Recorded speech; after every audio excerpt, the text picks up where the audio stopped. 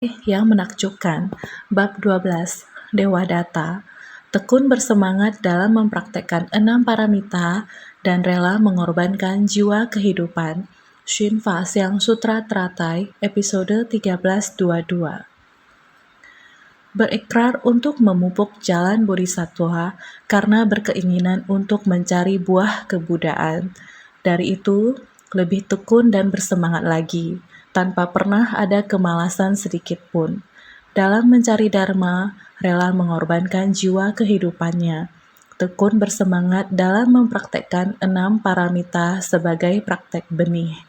Merasa takut kalau mereka tidak bersedia untuk lebih tekun dalam mencari jalan kebudaan, makanya mengutip kisah kehidupan lampaunya sendiri sebagai contoh. Sudah sering dijelaskan sebelumnya bagaimana Buddha Sakyamuni menjalani kehidupan demi kehidupan, berlatih dengan tekun dan bersemangat. Semua ingatannya tidak pernah hilang dari kehidupan demi kehidupan, menapaki jalan bodhisattva. Inilah Buddha Sakyamuni yang maha sadar, sehingga dapat berhasil dalam pembinaan dirinya, karena tidak pernah melupakan niat awalnya. Tekad hati yang paling awal tersebut dari kehidupan ke kehidupan tidak dibiarkannya hilang. Tidak peduli dengan kondisi lingkungan yang bagaimanapun juga, dia selalu berikrar untuk memupuk jalan bodhisattva. Tidak pernah lupa, kita makhluk awam dalam kehidupan saat ini sudah tidak mengetahui permasalahan pada kehidupan di masa lalu. Tetapi Buddha Sakyamuni dari kehidupan demi kehidupan tidak membiarkannya hilang dan tetap segar dalam ingatannya. Oleh karena itu, tidak pernah melupakan niat awalnya, tidak pernah melupakan di saat pertama kali membangkitkan tekad. Kalpa sebanyak butiran debu, pada era 16 pangeran, berikrar untuk menegakkan sutra teratai dan mencari ajaran kendaraan besar, terus-menerus, selama kalpa yang tak terhitung jumlahnya selalu sama. Berikrar untuk memupuk jalan bodhisattva. Jadi, berkeinginan untuk mencari buah kebudaan. Hanya sebersit niat. Sebersit niat ini hanyalah untuk mencari buah kebudaan, tidak mencari yang lainnya. Inilah ikrar dari hatinya. Jadi, dari itu lebih tekun dan bersemangat lagi tanpa pernah ada kemalasan sedikit pun. Begitu sepenuh hati, bersungguh hati, selalu tekun dan lebih tekun. Satu kehidupan demi kehidupan harus lebih bersungguh hati. Inilah memohon Dharma Buddha. Walaupun di lingkungan apapun yang mendukung atau bertentangan, lingkungan yang membahagiakan ataupun menyengsarakan, walaupun benih jalinan jodoh seperti apapun, semuanya adalah untuk menumbuhkan tekad pencerahan. Tujuannya hanyalah demi mencari buah kebudaan, lebih tekun dan bersemangat lagi, tanpa pernah ada kemalasan sedikit pun. Walaupun di lingkungan yang seperti apa, dia begitu bersungguh hati dan tekun. Dalam mencari dharma, rela mengorbankan jiwa kehidupannya. Raga ini pasti akan menemui waktu ketidakkekalannya. Namun, jiwa kebijaksanaan tiada batasan, tiada terhingga. Dalam perjalanan saya kali ini, tidak lain dan tidak bukan adalah terus mendengarkan. Semua orang setelah mendengarkan Dharma, ada meresap ke dalam batin, memahami arti dari kehidupan dan jiwa kebijaksanaan. Semua orang sudah memahaminya. Jangan hanya menghargai kehidupan saja sebagai alasan untuk bermalasan. Bahkan, bodhisattva lansia juga mengetahui kehidupan adalah sebuah jalan kelahiran dan kematian. Ini adalah alamiah. Bagaimana menghargainya, bagaimana menjaganya juga demikian. Meskipun ada yang tubuhnya dipasang tabung nasogastrik, sama juga setiap hari pergi ke posko daur ulang, bekerja dengan penuh sukacita. Beliau mengatakan, "Ai, sama saja sakit. Sakit ya, sudah sakit. Setiap hari di rumah sangat bosan, sendirian. Makin dipikir penyakitnya makin berat. Makin tidak ada hal yang dilakukan. Kerisauan makin banyak. Lebih baik pergi ke posko daur ulang, ada canda dan tawa. Waktu tidak berlalu sia-sia. Sama-sama juga sedang melakukan pekerjaan. Lebih kurang memilah, apa yang didapatkan adalah untuk diri sendiri. Tidak banyak yang bisa dilakukan, tapi yang akan mendapatkan pahala adalah diri sendiri. Ada teman, ada yang dibicarakan, ada terdengar suara tawa, ada terdengar suara pembabaran dharma. Ini dengan mengubah sebersit niat bisa melepaskan. Satu masa kehidupan ini adalah berlalu begitu. Sekalipun ada sakit yang diderita, lebih-lebih lagi adalah mengganti jiwa kehidupan menjadi jiwa kebijaksanaan. Seperti Dr. Hong. Walaupun suami istri ini adalah dokter, suami istri ini setiap hari begitu klinik dibuka, pasien sangat banyak. Ini bukankah setiap hari buka klinik dan mendapatkan uang yang banyak? Namun beliau merasa sebagai seorang relawan, bergabung dengan asosiasi Tima, naik gunung untuk memberikan perhatian, ke desa untuk memberikan pengobatan. Di masyarakat terdapat orang yang jauh lebih tua darinya. Kondisi keluarga sangat susah. Ada yang disabilitas, ada yang miskin, tidak sanggup keluar untuk berobat. Beliau merasa dia tak sanggup keluar. Saya bisa masuk ke sana. Saya bisa melihat sangat banyak orang. Saya bisa memberikan dia obat-obatan. Saya mampu dan mengerti akan kondisi kesehatannya. Menghibur dia, menyayangi dia. Beliau merasa jika dibandingkan dengan duduk di kliniknya, menggunakan uang sebagai alat tukar untuk praktek, lebih baik pergi keluar, memberikan obat-obatan ke orang, pergi ke daerah sana untuk memberikan kasih sayang kepada mereka, merasakan sukacita, baik itu di dalam negeri maupun terdengar dari luar negeri, memerlukan pertolongan tanggap darurat, pengobatan, beliau merasa sangat sukacita. Sekali keluar setengah bulan, 1 bulan, ataupun beberapa kali pergi dan kembali. Yang dirasakan, lebih baik kliniknya ditutup. Batin tidak ada kemelekatan, bisa fokus dan bebas untuk naik gunung, masuk ke desa. Kapan saja bisa langsung masuk ke masyarakat untuk memberi. Dia mengatakan bahwa menukarkan jiwa kehidupan dengan jiwa kebijaksanaan. Bukan hanya dia sendiri yang mendapat pahala, karena klinik pengobatannya telah ditutup dan dirubah menjadi tempat pelatihan diri. Orang yang datang mendengar Dharma setiap hari ada sebanyak lebih dari 100 orang. Tempatnya dapat menampung lebih dari 200 orang. Perasaan sukacitanya, walaupun bukan penghasilan dalam bentuk materi, namun melihat begitu banyak orang, semoga semua makhluk mampu memahami dan menghayati jalan agung.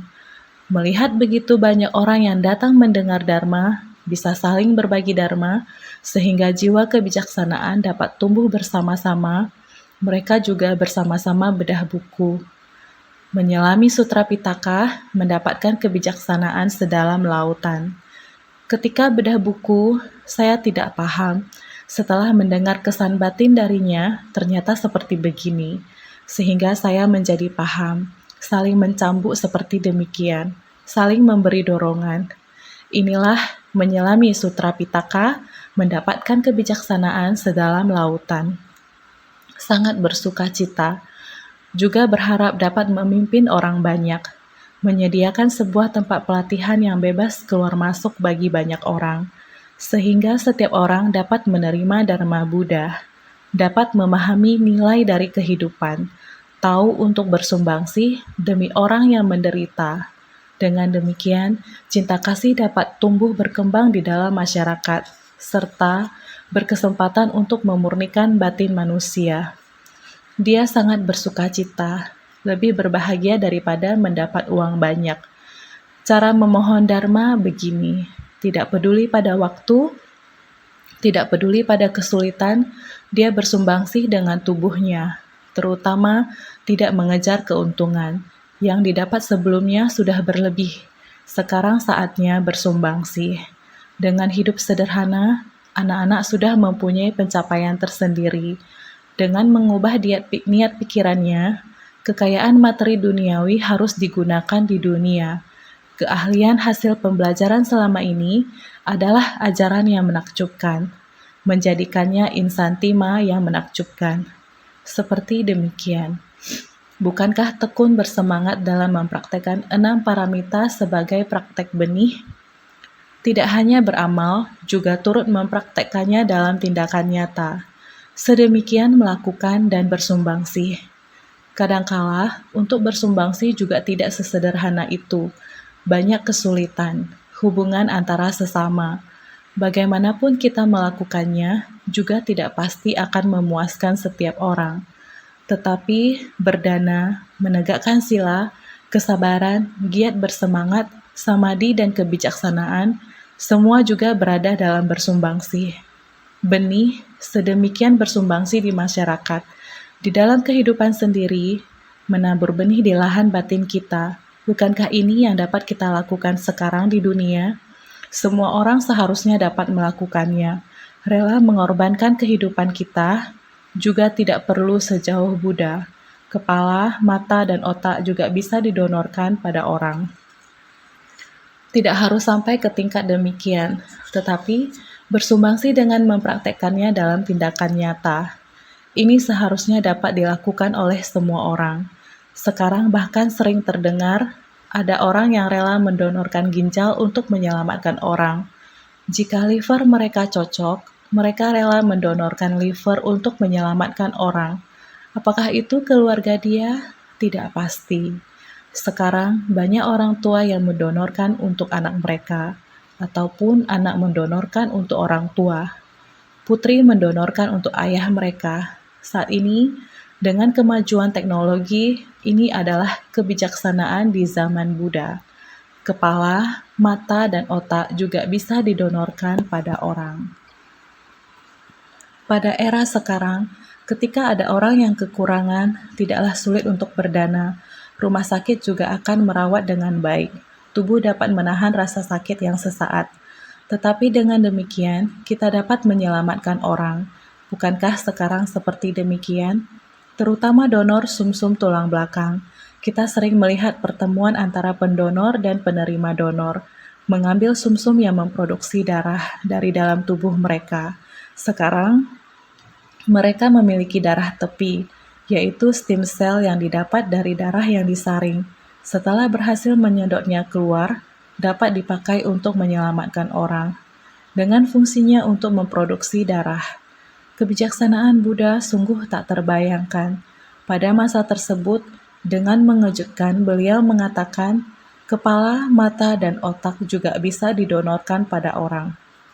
Meskipun ilmu medis sekarang belum mencapai titik di mana kepala dapat dilakukan transplantasi, meskipun belum memungkinkan, akan tetapi terdapat satu negara yang dapat melakukan transplantasi muka dengan sukses. Ilmu kedokteran telah maju sampai tahap sejauh ini. Selama kita memiliki niat, maka dapat melakukan sumbangsih. Sebenarnya, dalam mencari dharma, rela mengorbankan jiwa kehidupannya. Hal tersebut tidaklah susah. Asalkan rela bersumbangsi dengan tangan dan kaki kita, asalkan kita dapat teguh dengan dua hal, yaitu jiwa kehidupan dan jiwa kebijaksanaan, menggenggam waktu dengan baik, tangan dan kaki kita rela dipakai untuk bersumbangsi, ini sudah termasuk rela mengorbankan jiwa kehidupannya. Bahkan saat seorang lansia sakit yang merasa kesepian, kesendirian, ketika dia keluar, berbicara dan tertawa, mereka masih bisa bersumbangsi dengan senang hati. Walaupun dengan selang yang terpasang di tubuh, dia masih bisa memberi. Dia merasa sukacita. Dia merasa bahagia. Dia rela. Jadi ini adalah tekun bersemangat dalam mempraktekkan 6 paramita sebagai praktek benih. Sangat tidak mudah, bukan tidak mungkin. Semua orang bisa melakukannya. Oleh karena itu, Buddha telah mengisahkan sangat banyak cerita dari kehidupan masa lalunya. Di kitab Jataka atau Jataka Sutra, tidak lain hanyalah untuk mendorong agar kita tekun melatih diri. Buddha khawatir kita tidak tekun, karena Sang Buddha, seperti kita sudah bahas sebelumnya, telah memberikan peramalan kepada murid-muridnya dan mengkhawatirkan mereka yang telah menerima ramalan. Sang Buddha merasa, jika saya menerima ramalan seperti ini, saya akan menjadi seorang Buddha di masa depan. Jadi saya bisa santai, jadi malas, menjadi lalai. Oleh karena itu, Buddha merasa takut kalau mereka tidak bersedia untuk lebih tekun dalam mencari jalan kebudaan, sehingga mengutip kisah kehidupan lampaunya sendiri sebagai contoh, mengulanginya sendiri, mengutip sebagai contoh, kisah kehidupan lampau sendiri, biar semua orang tahu tentang ajaran ini. Itulah sebabnya mengapa bagi para praktisi jalan kebenaran, baik kondisi baik atau buruk, dapat mendukung pembinaan diri mereka. Ini sebetulnya merupakan teman buruk yang menguntungkan bagi para praktisi jalan kebudaan, terutama ketika bertemu dengan kondisi buruk atau jalinan jodoh buruk. Jika diterima dengan baik, itu akan menjadi baik. Itu sebabnya kondisi buruk yang mendukung pembinaan diri juga disebut sebagai mitra bajik atau kalyana mitra. Praktisi yang melatih diri seperti ini, tidak peduli dengan sebab dan kondisi pendukung seperti apa, praktisi yang melatih diri dapat mengikuti kedua kondisi, baik kondisi yang mendukung maupun tidak mendukung. Semuanya itu adalah faktor pendukung tambahan, menambah keteguhan hati kita dalam melatih diri, menambah pengalaman dan kemampuan kita dalam melatih diri, menempa dan melatih kita. Semua ini merupakan faktor pendukung tambahan. Tidak peduli kita diuji dengan hal-hal yang sifatnya halus, seperti kekayaan, makanan, ketenaran, dan nafsu indrawi, walaupun digoda tekad kita tetap sangat teguh, atau kita diuji dengan hal-hal yang sifatnya keras. Kondisi yang buruk dan jahat muncul menimpa diri kita. Tekad kita juga harus tetap kuat dan teguh. Ini adalah sebetulnya merupakan teman buruk yang menguntungkan bagi para praktisi jalan kebudaan. Bahkan jika itu adalah kondisi yang tidak mendukung atau kondisi yang baik, semuanya itu adalah teman baik, datang untuk menyempurnakan jalan pelatihan diri kita. Tidak peduli dia dengan menggunakan cara apapun juga, semuanya ini datang untuk menyempurnakan jalan pelatihan diri kita. Terutama ketika kita menghadapi kondisi buruk atau jalinan jodoh buruk. Ketika kita bertemu dengan ini, maka kondisi buruk yang datang ini harus diterima dengan ikhlas, menjadikannya sebagai kebajikan. Meskipun ini adalah kondisi buruk yang menekan kita dalam segala cara, kalau kita berpikir bahwa ini harus dilakukan, kita harus menggunakan segala cara untuk menuntaskannya. Ketika kondisi buruk muncul, kita menerimanya dengan ikhlas. Ini juga adalah mitra bajik kita. Hal ini menguji kekuatan kita, jadi ini seperti tarik-menarik. Apakah lawan kita yang akan menang atau kita yang menang? Mereka ingin menarik kita ke sana, jadi kita harus ada kekuatan. Kita bukan hanya tidak boleh tertarik oleh lawan, namun kita juga harus menariknya ke arah kita. Bila ada lawan, barulah bisa menguji kekuatan kita, dan kita bisa mengetahui apakah sesungguhnya kekuatan kita jadi teman buruk. Bila kita ingin mempelajari ajaran Buddha, kita mesti menerima kondisi buruk sebagai mitra bajik, terutama ketika bertemu dengan kondisi buruk atau jalinan jodoh buruk. Jika diterima dengan baik, itu akan menjadi baik. Tidak peduli jalinan jodoh buruk yang kita hadapi, kita mesti menerimanya dan menahan kekuatan ini. Bila kita bisa bertahan, itu sebabnya kondisi buruk yang mendukung pembinaan diri. Ini artinya kondisi buruk yang mendukung pembinaan diri, bukan yang baik, namun yang buruk. Kita juga menyebutnya sebagai mitra bajik atau kalyana mitra. Ini juga disebut sebagai mitra bajik, kalyana mitra. Kalau kita bisa memiliki pemahaman dan berpengertian, maka apalagi yang akan menjadi lawan kita? Jadi, kita mesti memiliki rasa syukur, Memiliki pemahaman yang baik adalah memiliki rasa syukur. Dengan memiliki pemahaman kita akan penuh toleransi, ini seperti pada masa lampau pernah menjadi raja paling dimuliakan di antara semua orang. Buddha Sakyamuni sekarang ini adalah seorang raja di kehidupan yang lampau, adalah seseorang yang paling dimuliakan di antara semua orang. Pada masa lampau pernah menjadi raja, paling dimuliakan di antara semua orang. Dia rela mengorbankan jiwa kehidupannya dan bersedia menjadi seorang budak demi mencari dharma. Sebagai yang maha bijaksana di antara para makhluk suci, adalah paling mudah dididik. Namun sampai sekarang baru mencapai kebodian. Ini menunjukkan kesulitan di dalam kemudahan. Dia rela mengorbankan jiwa kehidupannya dan bersedia menjadi seorang budak demi mencari dharma. Beliau bahkan menjadi budak demi mencari dharma. Ada seorang pertapa yang memberitahunya, "Jika kamu menjadi budakku, aku akan mengajarimu dharma." Bahkan dengan ini, beliau mampu bertahan. Jadi, orang-orang seperti ini adalah sebagai yang maha bijaksana di antara para makhluk suci, adalah paling mudah dididik. Orang-orang seperti ini adalah yang paling mudah untuk diajarkan. Kita baru saja berbicara tentang bagaimana Buddha Sakyamuni dari kehidupan demi kehidupan, terlepas dari lingkungan tempat dia berada, tekad pembinaan diri untuk mencari dharma, selalu bertambah dan tidak pernah berkurang. Tidak peduli di lingkungan apa beliau berada, jadi ini menjelaskan bahwa sebagai yang maha bijaksana di antara para makhluk suci adalah paling mudah dididik.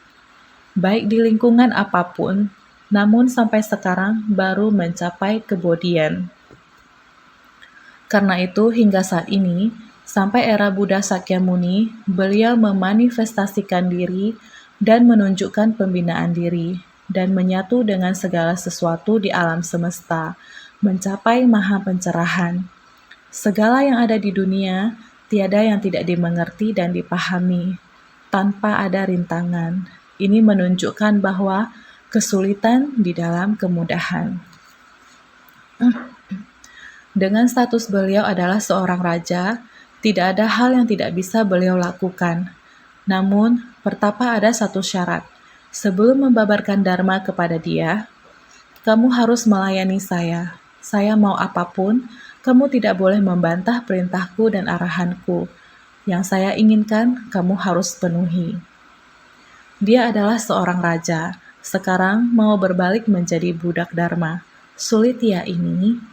Agar kita ketahui bahwa walaupun sulit, dia tetap dapat melakukannya. Jika bukan demi mencari dharma, siapa yang bersedia menerima syarat ini? Apalagi raja tertinggi, sebagai orang yang paling dihormati, demi dharma mau menjadi budak orang lain. Syarat seperti ini, siapa bisa terima? Hanyalah Buddha yang mementingkan dharma. Maka, seperti yang dijelaskan di dalam Jataka Sutra, orang suci yang berkebijaksanaan tinggi dapat melakukan hal ini. Maka, naskah sutra yang sebelumnya mengatakan, "Selama banyak kalpa, aku selalu menjadi seorang raja. Aku membangkitkan ikrar untuk mencari kebodian tiada tara dengan hati pantang mundur. Ini dikarenakan aku ingin menyempurnakan 6 paramita." Sutra Teratai Bab 12 Dewadatta. Dia melakukan ini semua semata-mata untuk menyempurnakan pelatihan 6 paramita. Bukannya tidak tahu tentang prinsip 6 paramita, hanya saja mencari kesempatan untuk memahami, mempraktekkan dan mewujudkannya. Hanya mengetahui tidaklah cukup.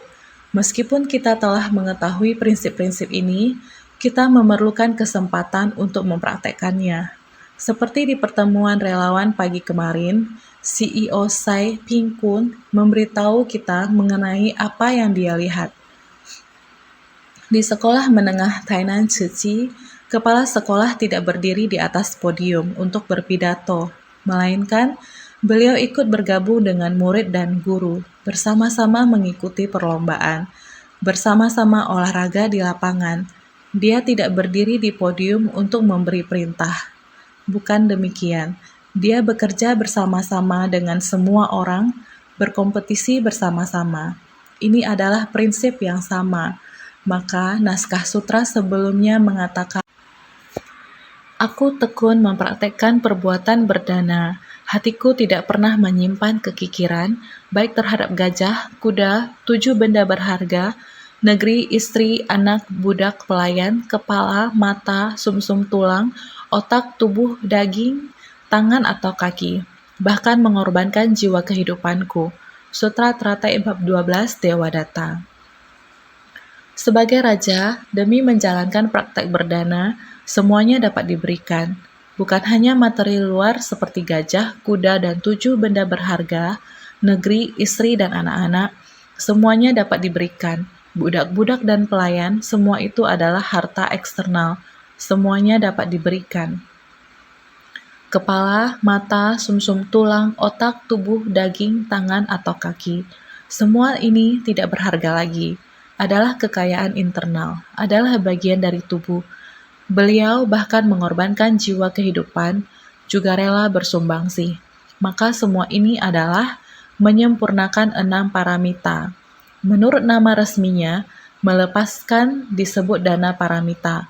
Mencegah timbulnya 7 cabang disebut sila paramita. Tidak membalas dendam saat dipukuli atau dimarahi disebut santi paramita. Melakukan sesuatu dari awal sampai akhir disebut wirya paramita. Merenungkan dengan baik disebut dhyana paramita. Kebijaksanaan disebut prajna paramita. Maka melepaskan, istilah resminya disebut dana paramita. Berdana juga disebut dana paramita. 6 paramita.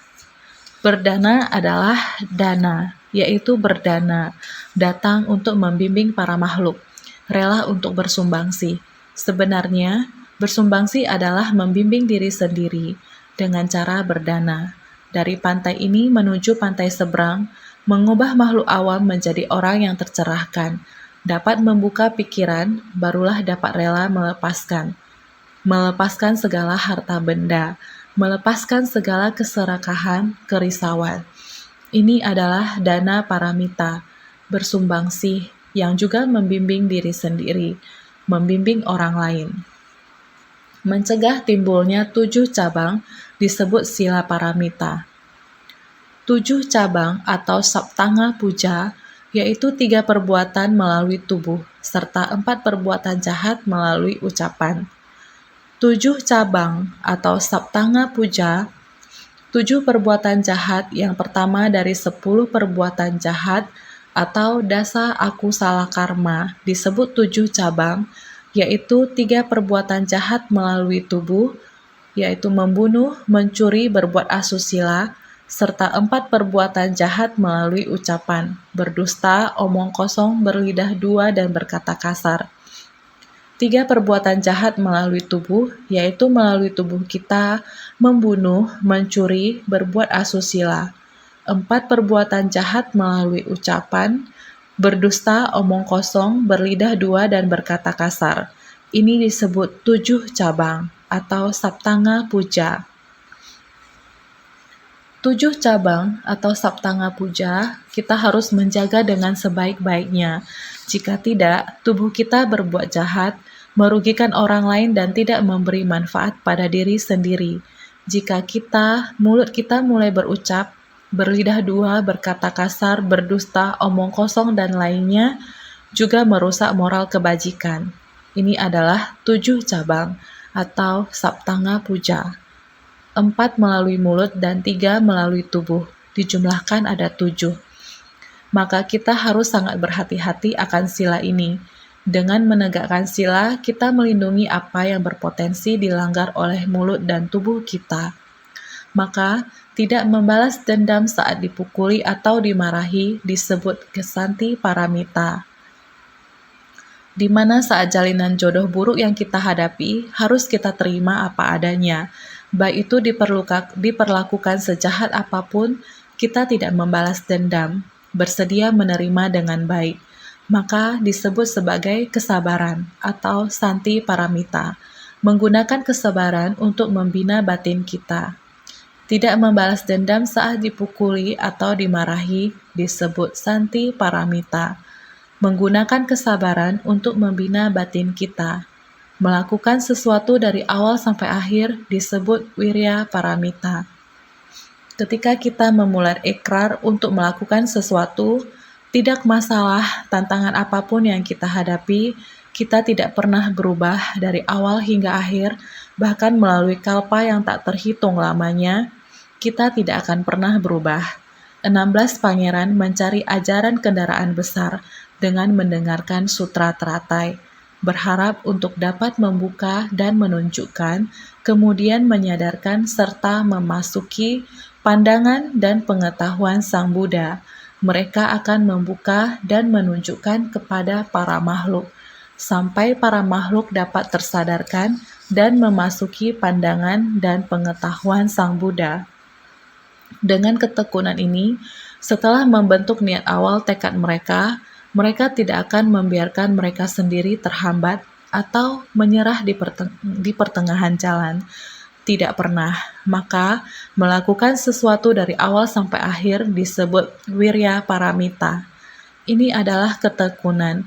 Seperti apapun lingkungannya, karena saya sudah membangkitkan tekad ini, saya akan tetap menjalaninya. Saya akan tetap melakukannya dari awal sampai akhir. Jadi, merenungkan dengan baik disebut dhyana paramita. Pikiran kita tidak pernah diguncang oleh kondisi luar. Kita menjaga kekuatan samadhi kita. Kita tetap tidak terpengaruh oleh lingkungan luar. Tidak peduli kondisinya menguntungkan atau merugikan, tekad kita untuk berlatih, mencari dharma kendaraan besar, tidak akan pernah tergoyahkan. Ini dikenal sebagai perenungan dengan baik. Ini adalah samadhi, kekuatan dari samadhi. Di sini kita harus bersungguh hati. Kebijaksanaan disebut prajna paramita. Dapat memiliki kebijaksanaan, semua hal ini tidak peduli apakah berdana barang, walaupun sangat penting, mulai dari harta benda lahiriah atau fisik, hingga menyumbangkan atau bagian tubuh kita, kita bersedia untuk bersumbangsi semuanya. Mulai dari sini, terus hingga memperlakukan orang dan menangani masalah. 7 cabang atau saptanga puja kita harus dijaga dengan baik. Membuka mulut untuk berbicara, memperlakukan orang, dan menangani masalah yang tidak terhindarkan, yaitu harus berbicara dengan orang. Kita harus sangat berhati-hati. Tindakan kita, perilaku, tidak boleh melanggar pembunuhan, pencurian, perbuatan asusila, dan lain-lain. Jika kita dapat demikian, sila dan winaya dijaga dengan baik, juga tidak akan merugikan orang lain, juga dapat membimbing diri sendiri. Semua ini adalah hal yang baik. Jadi, kondisi baik dan buruk, semuanya adalah untuk mendukung pembinaan diri. Jadi, dipukul dan dimarahi, tapi tidak membalas. Ini juga adalah untuk menguji kekuatan pembinaan diri kita. Jadi, kita harus menahannya. Ini masih harus sanggup untuk melakukannya. Melakukan sesuatu hal, membangkitkan tekad awal yang teguh, hal yang benar, harus benar-benar teguh, menerima dan menegakkannya. Jika tidak teguh, menerima dan menegakkan, serta bersumbangsi tapi tidak memohon apapun, kenapa harus menerima begitu banyak kegelapan batin dan mendapat banyak kesusahan? Mengapa? Hanya demi dharma. Harus bagaimana melakukannya, mempraktekkannya dalam tindakan nyata. Bukan hanya bicara, bukan hanya berdiri di atas panggung komando perintah dan berteriak, tetapi juga harus turun dan berkeringat melakukannya. Ini barulah pelatihan diri yang sebenarnya. Ini adalah giat bersemangat. Hati harus teguh, ini adalah meditasi. Bukan hanya duduk diam yang dinamakan duduk bermeditasi. Sebenarnya, meditasi mengangkut kayu bakar dan mengambil air, tiada yang bukan meditasi. Segala perkataan dan tindakan, tiada yang bukan meditasi. Meditasi adalah keteguhan hati kita. Jika bisa demikian, ini adalah kebijaksanaan. Hanya adanya kebijaksanaan, kita baru dapat mencapai 5 paramita yang pertama. Kelima hal ini dapat menyelamatkan hati kita sendiri, memperkokoh kebijaksanaan kita, membuat kebijaksanaan kita lebih sempurna.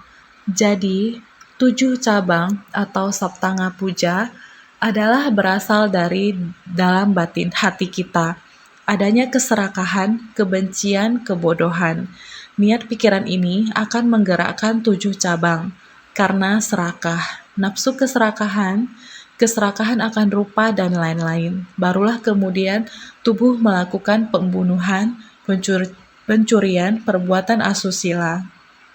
Ini adalah niat keserakahan.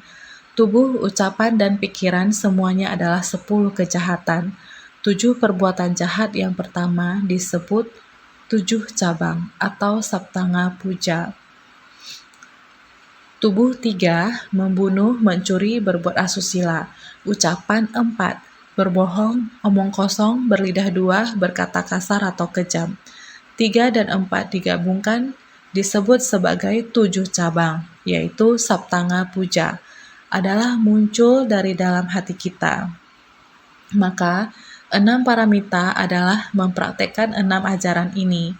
Ini seharusnya semuanya sudah mengetahuinya. Mampu menyeberang dari pantai samsara. Ini adalah menyelamatkan diri sendiri. Kita mempraktekkan 6 paramita, menjalankan praktek 6 paramita, berpikir bahwa kita melakukan perbuatan baik untuk orang lain. Sebenarnya, kita melakukan perbuatan baik untuk diri kita sendiri, menyelamatkan diri kita sendiri. Kita bisa menyeberang dari pantai samsara ini. 6 paramita. Dengan mempraktekkan 6 ajaran ini, dapat menyeberang dari pantai samsara ini, melintasi aliran kerisauan sampai ke pantai seberang dari nirwana. Dalam bab pendahuluan Sutra Teratai disebutkan, bagi para bodhisattva memberikan respon dengan membabarkan 6 paramita. Kita adalah orang awam, kita tidak tahu kapan hidup dan mati. Pada saat ketidakkekalan datang, kita tidak bisa berbuat apa-apa. Kehidupan manusia, bencana alam, dan buatan manusia, kehidupan kita sendiri, dan lain-lain, ini semua kita tidak akan tahu. Kapan dan di mana akan terjadi sesuatu, tidak ada yang akan tahu. Ini adalah salah satu kesusahan. Kita sekarang harus bersungguh hati melatih diri, melenyapkan ketidaktahuan, kerisauan, kebingungan. Secara alami, pikiran kita bisa menjadi sangat jernih dan stabil. Sebelumnya, sering mengatakan, kebijaksanaan agung cermin sempurna, atau adarsa nana. Cermin batin kita bisa dibersihkan. Secara alami, ingatan kita bukan hanya di kehidupan sekarang, kehidupan masa lampau yang tak terhitung jumlahnya masih sangat jelas.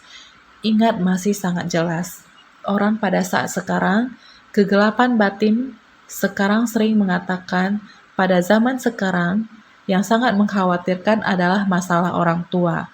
Ingatan, begitu dikatakan, begitu juga segera dilupakan terhadap kehidupannya sendiri.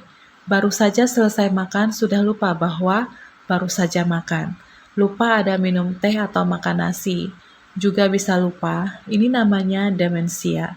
Sesuatu yang sangat dekat yang dirasakan dengan tubuh sendiri juga sudah dilupakan.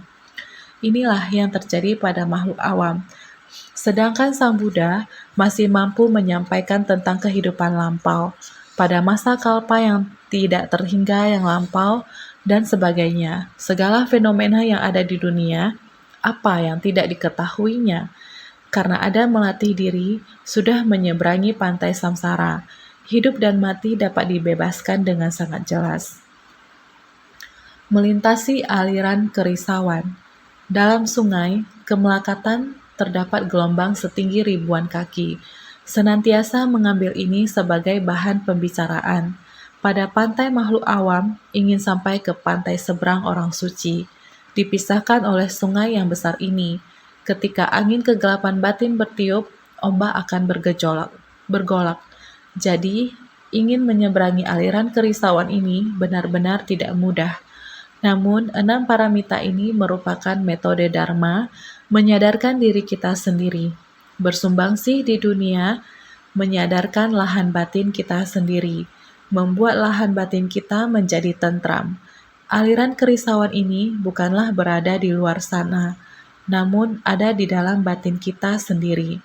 Aliran kerisauan dalam batin kita ini dapat kita redakan alirannya. Dengan sendirinya, kita akan sampai pada pantai nirwana.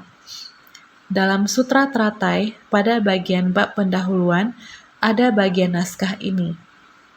Bagi para bodhisattva, memberikan respon dengan membabarkan 6 paramita. Sang Buddha datang ke dunia, tujuannya adalah demi para bodhisattva, membabarkan 6 paramita. Ini adalah tujuan Sang Buddha datang ke dunia. Merupakan tujuan utamanya datang ke dunia.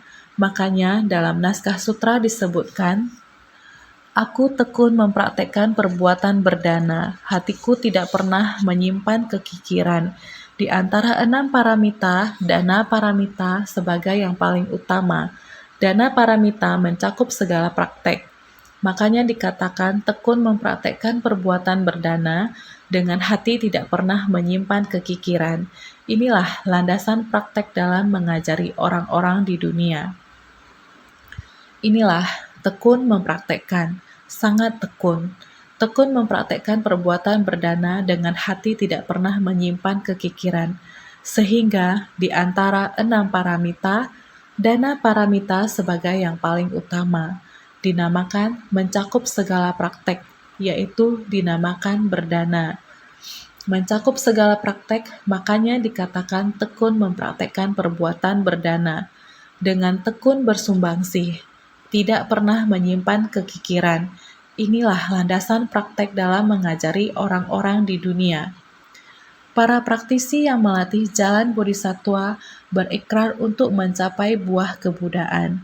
Itu sebabnya lebih bersemangat lagi, tanpa sedikit pun bermalas-malasan, secara luas menghimpun segala akar kebajikan, sehingga para praktisi yang melatih jalan bodhisattva berikrar untuk mencapai buah kebudaan, yaitu memasuki dunia, memohon untuk mencapai buah kebudaan.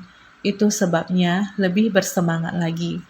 Karena demikian, kita harus tekun, harus lebih bersemangat lagi, tanpa sedikit pun bermalas-malasan.